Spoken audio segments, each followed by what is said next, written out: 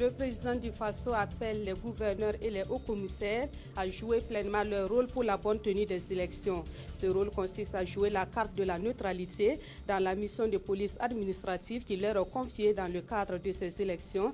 Les échanges ont eu lieu ce matin même à Ouagadougou. Et puis le président du FASO a présidé ce matin encore l'ouverture du Conseil supérieur de la magistrature. C'est une réunion exceptionnelle du CSM avec à l'ordre du jour l'examen de plusieurs avant-projets de loi. Des avant-projets de loi dont la concrétisation permettra de renforcer l'appareil judiciaire burkinabé. Voilà qui fait la une de votre journal. Bonjour à toutes et à tous et merci de nous suivre. Nous sommes à 24 heures après l'ouverture de la campagne électorale et le président du FASO veut s'assurer que l'administration joue correctement son rôle. Il a rencontré ce lundi matin les gouverneurs des régions et les hauts commissaires des provinces. Ce sont eux qui sont chargés d'assurer la police administrative de ces élections. Le mot d'ordre de Michel Kafando à leur endroit, le respect strict de la neutralité dans leur mission. Yacouba Gamene, Jacques Tarpaga. L'administration publique n'est plus au cœur de l'organisation des élections au Burkina Faso, mais elle joue le rôle de police administrative des scrutins. Le président du Faso a rappelé les devoirs et attitudes des chefs de circonscription administrative dans le processus électoral en cours. Il convient de rappeler que l'administration ne doit et ne peut être l'instrument d'une quelconque formation politique. Elle doit observer la plus stricte neutralité en garantissant à chaque parti politique la liberté d'action dans la légalité. L'autorité administrative doit avoir une approche communicationnelle exempte de tout reproche. Les périodes de campagne sont généralement propices aux troubles. Les gouverneurs et hauts commissaires devront assumer pleinement leur rôle avant, pendant et après les élections. Il vous revient surtout d'assurer sur toute la période préélectorale, électorale et post-électorale vos prérogatives pleines et entières en matière de police administrative et de vigilance de façon générale. Cette rentrée entre le chef de l'État et les gouverneurs commissaires a été l'occasion pour le cadre de concertation des sages pour interpeller tous les acteurs à la retenue et à la tolérance, l'objectif étant d'avoir des élections apaisées pour un retour plus serein à une vie constitutionnelle normale.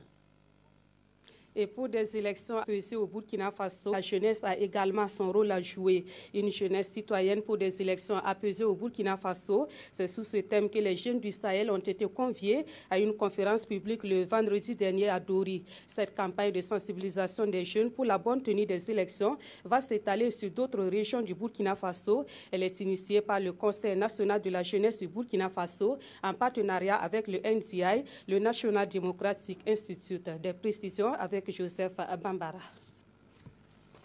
La réussite des élections à venir, tel est le challenge que doit relever la population burkinabé. La jeunesse, une des composantes de cette société, entend jouer pleinement son rôle. Pour cela, le Conseil national de la jeunesse du Burkina Faso a organisé une conférence publique sur le thème « Une jeunesse citoyenne, des élections apaisées au Burkina Faso ». C'est les jeunes qui peuvent faire la paix aujourd'hui. Et nous avons décidé de nous réunir effectivement avec l'accompagnement de notre partenaire, le National Democratic Institute, le NDI, avec aussi l'accompagnement de l'USAID, pour que la jeunesse du moins s'engage à œuvrer pour des élections apaisées dans notre pays. Les jeunes de Dori se réjouissent d'une telle initiative qui tombe à pic. J'aimerais que les jeunes prennent conscience, puisqu'on a dit le rôle des jeunes pour les élections. Et c'est les jeunes même qui sont à la base, puisque c'est les jeunes qui sont dynamiques pour mener à bien les élections. Donc qu'ils prennent conscience et qu'à la sortie de cette conférence, ils aient sensibilisé les autres jeunes et les élections apaisées au Burkina. En plus de cette conférence publique, d'autres activités telles que des émissions radiophoniques sont prévues dans les mois à venir. Outre la région du Sahel, cette conférence publique de sensibilisation de la jeunesse pour des élections apaisées s'étendra aux régions du centre-sud, du centre-est, de la boucle du Moun et du sud-ouest. Toujours dans le cadre des élections présidentielles et législatives, un film documentaire a été projeté au profit des cinéphiles de Bobo Dioulasso. Intitulé « Savoir, raison garder », ce film a permis aux cinéphiles de se rendre compte des conditions de travail de la Commission électorale nationale indépendante, des conditions qui montrent les difficultés administratives que rencontre la CENI. Ces difficultés se rapportent notamment à l'application des textes sur le code électoral et l'établissement des cartes d'électeurs. Lamine Karantao et Moumouni Barou. Savoir, raison garder, c'est un film qui explore les coulisses de la Commission électorale nationale indépendante, CENI, chargée d'organiser les élections. Ce film révèle les difficultés administratives que la CENI rencontre dans l'application des textes régis par le code électoral, notamment pour l'établissement des cartes de lecteurs. C'est vraiment le moment idéal, parce que c'est vrai que nous sommes à quelques encablures de l'ouverture de la campagne et que, bon, pour ceux effectivement qui verront ce film-là, je pense comprendront que chacun a sa part de partition à jouer dans ça. Et que donc, à partir de cet instant, les partis politiques, effectivement, qui devaient sensibiliser leurs militants, pour les faire comprendre qu'effectivement, il y a des travaux à faire. Il faut qu'effectivement, parce que si ça flanche, ce n'est pas la CENI qui va boire la calice, hein. Tout le monde y boira. À partir de cet instant, chacun effectivement doit mettre effectivement de l'eau dans son vin pour dire que c'est vrai, j'ai participé, je n'ai pas gagné et franchement, il faut reconnaître que je n'ai pas gagné. L'un des éléments essentiels du processus démocratique réside dans la tenue d'élections libres, équitables et transparentes. L'objectif de ce film est donc de créer un climat propice entre les différents acteurs politiques en cette période électorale. Lorsque tout ce qui est mis en branle n'est pas fait effectivement avec probité, avec dignité, avec, j'allais dire, vraiment dextérité, cela met effectivement en cause les fondements même des différentes élections qui sont organisées. Parce qu'il faut la crédibilité non seulement de l'État qui l'organise, des éléments effectivement qui l'organisent et du pays tout entier. Cette projection marque la poursuite du cycle que le film Diabadia initie avec l'appui d'autres partenaires. Ce cycle consiste à présenter une fois par mois un film documentaire pour la suite. Autre point de l'actualité, le Conseil supérieur de la magistrature a tenu une réunion exceptionnelle ce lundi matin à Ouagadougou. Cette réunion va durer 2 jours et elle est consacrée à l'examen de plusieurs avant-projets de loi. L'objectif de cet exercice est de renforcer certains textes législatifs sur la justice burkinabé. L'ouverture de cette réunion exceptionnelle du CSM a été présidée par le chef de l'État, Michel Kafando. Le reportage de Souleymane Sanou et de Evelyne Dabiri. Ouvert les travaux du Conseil supérieur de la magistrature. À cette session, le Conseil supérieur de la magistrature aura examiné, entre autres, des avant-projets de loi relatifs aux hautes cours et aux juridictions administratives, ainsi qu'un projet de loi relatif à la création et au fonctionnement du Pacte national pour le renouveau de la justice. Objectif, améliorer ces textes législatifs jugés insuffisants. Dans la pratique, ces textes ont révélé leurs limites, d'une part, au regard de l'opérationnalisation des missions et des attributions de ces juridictions, et d'autre part, face aux exigences de plus en plus pointues des justiciables. La tenue des États généraux et l'adoption du Pacte national pour le renouveau de la justice ont confirmé l'urgence de lever les obstacles majeurs liés au fonctionnement et à la mauvaise gestion des dossiers au sein des juridictions. Dans la pratique, ces textes ont révélé leurs limites, d'une part, au regard de l'opérationnalisation des missions et des attributions de ces juridictions, et d'autre part, face aux exigences de plus en plus pointues des justiciables. La tenue des États généraux et l'adoption du Pacte national pour le renouveau de la justice ont confirmé l'urgence de lever les obstacles majeurs liés au fonctionnement et à la mauvaise gestion des dossiers au sein des juridictions. Durant 48 heures, les magistrats auront à travailler afin de rechercher la pertinence et l'efficacité des textes législatifs. À la suite de cette session, un léger mouvement de magistrats en vue d'assurer un meilleur fonctionnement des institutions judiciaires sera constaté, a souligné le ministre en charge de la justice.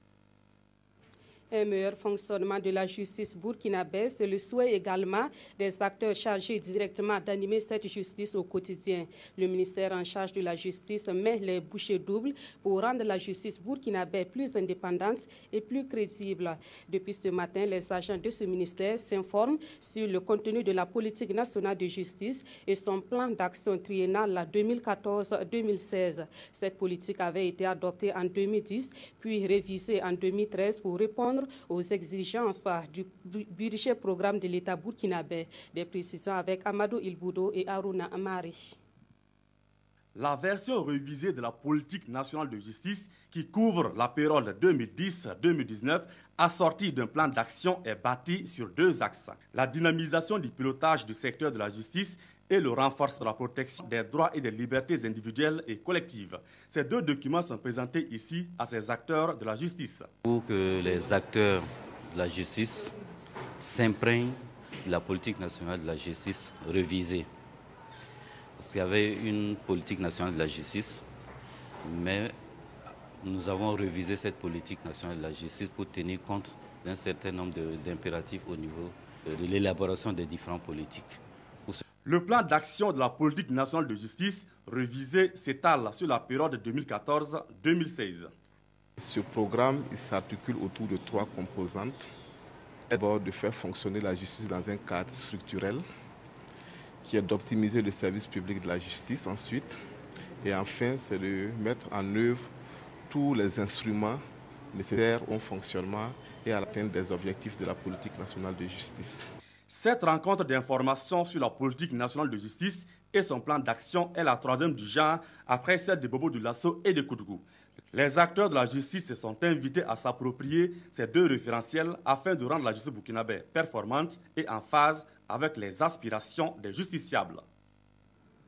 Retour sur les assises nationales sur l'économie numérique tenues la semaine écoulée dans la capitale burkinabé. Ces assises se sont achevées le week-end. Durant 3 jours, les partenaires du public et du privé intervenant dans le secteur des techniques de l'information et de la communication ont échangé. Ensemble, ils ont passé au pain fait les mots qui minent ce secteur. Les échanges ont abouti à la formulation de recommandations pour mieux développer l'éthique au Burkina Faso. Mokhtar Drago, Nathalie Sawadgo, Nabaloum. Durant 72 heures, ils ont passé au peigne fin les différents problèmes qui minent le secteur de l'économie numérique. Un diagnostic qui a abouti à de fortes recommandations, dont 3 retiennent l'attention du ministre en charge de l'économie numérique. Le premier élément, c'est la nécessité de mettre en place une loi sur l'économie numérique. Je pense que c'est un élément essentiel pour attirer les investisseurs, pour rassurer les investisseurs, pour permettre à ce secteur-là véritablement de jouer toute sa partition. Le deuxième élément, c'est le renforcement des capacités. Il est revenu au cours des discussions que ce secteur-là doit être encore plus renforcé, notamment donc, en technicien supérieur, en ingénieur, mais aussi à tout ce qui est lié à la recherche, donc, dans le domaine des TIC pour le développement. L'autre élément qu'il faut souligner, ce sont les sources de financement du secteur. Il est aussi recommandé que les assises puissent se tenir tous les 2 ans. Un comité de veille a été mis en place pour le suivi de la mise en œuvre de ces recommandations. Dans l'actualité également, une nouvelle structure vient de voir le jour dans l'univers des organisations des transports au Burkina Faso. Il s'agit de l'UNATRAF, l'Union nationale des transporteurs routiers autonomes du Faso. Elle a officiellement présenté son bureau le week-end écoulé à Bobo Dioulasso, un bureau fort d'une trentaine de membres qui compte travailler en collaboration avec les autres structures pour mieux développer le secteur des transports au Burkina Faso. Idrissa Warga et Ali Traouri. Ils sont tous des transporteurs routiers et sont réunis ici pour mettre en place un nouveau bureau. L'UNATRAF, l'Union nationale des transporteurs routiers autonomes du Faso, est un réseau qui s'ajoute aux unions déjà existantes pour réglementer le secteur des transports. Et c'est cet homme qui va présider désormais aux destinées de cette union. Le secteur des transports rencontre d'énormes difficultés. Nous, les transporteurs, nous sommes réunis en union pour pouvoir défendre nos intérêts. L'UNATRAF a un bureau national fort d'une trentaine de membres et le siège se trouve ici, à Bobo Dioulasso. Dans les jours à venir, nous allons tenir une assemblée générale pour discuter des problèmes rencontrés. Après cela, nous allons soumettre nos doléances aux autorités. Créé il y a 3 mois de cela, l'UNATRAF se dit prête à travailler avec les autres unions des transports pour un meilleur devenir de leur secteur. Pour cela, ils ont bénéficié des conseils et des bénédictions de la part des anciens qui étaient présents à cette cérémonie. Les collectivités territoriales du Burkina Faso se préoccupent de la gestion et de la protection des ressources naturelles. C'est dans ce sens que le Conseil régional des Hauts-Bassins a entrepris des travaux visant à mieux protéger le marigot oué. L'initiative est soutenue par le PNGT, le Programme national de gestion des terroirs. Les acteurs impliqués dans cette initiative étaient sur les lieux le samedi dernier pour constater l'avancée des travaux. Le reportage de Carole Tougma et de Moumouni Ebarou. Ce n'est un secret pour personne. Le marigot oué et ses silures sacrées sont menacés par l'action de l'homme. Pourtant, leur importance dans la ville de Sia n'est plus à démontrer. Un projet d'aménagement des rives de ce marigot est donc en cours de réalisation afin de protéger cette ressource naturelle. Notre activité ici consiste à protéger les berges contre les éboulements de 2 façons. D'abord, la stabilisation du lit mineur par la réalisation d'un ouvrage mécanique et sous-tendu par des ouvrages biologiques, puisque c'est une question de gestion des ressources naturelles. Vous voyez déjà un peu en aval, il y a du poisson. Cette initiative est portée par un ensemble de partenaires en adéquation avec la population riveraine. On a constaté une menace sérieuse, une menace du fait de l'action de l'homme et également de l'action, l'érosion et tout ce qui s'ensuit. Et vous saviez que il y a des ressources naturelles qui se trouvent dans ces marigots et qui étaient sérieusement menacées. Le PNGT accompagne les collectivités territoriales pour la décentralisation en matière locale. Nous avons jugé nécessaire d'accompagner le conseil régional au niveau des hauts-bassins pour réaliser cette infrastructure-là. L'ouvrage s'étendra sur 70 mètres et permettra de mieux préserver les marigots oué, un affluent de la rivière qui traverse la ville de Bobo-Dioulasso.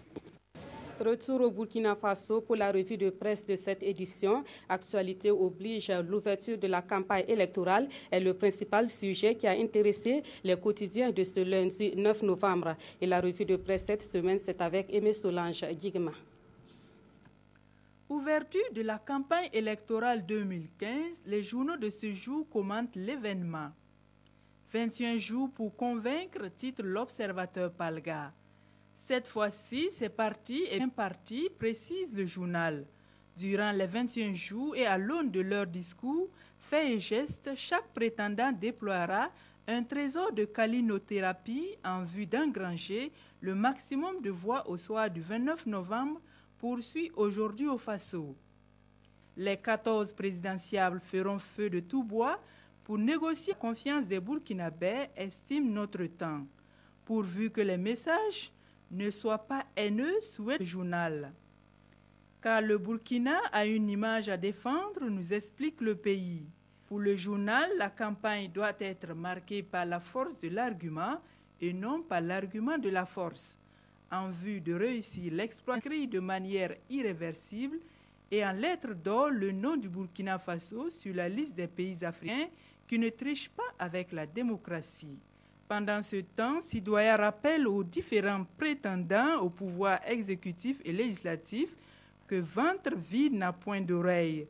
Le quotidien d'État pense que la première promesse devrait garantir à l'ensemble des populations une autosuffisance alimentaire et sortir le monde rural du cercle vicieux de la faim et de la pauvreté. Car, dit-il, tant qu'il va falloir attendre la pluie pour espérer manger, tant qu'il va falloir compter sur des soutiens extérieurs pour contenter le ventre des millions de Burkinabés, les promesses électorales vont se révéler vaines.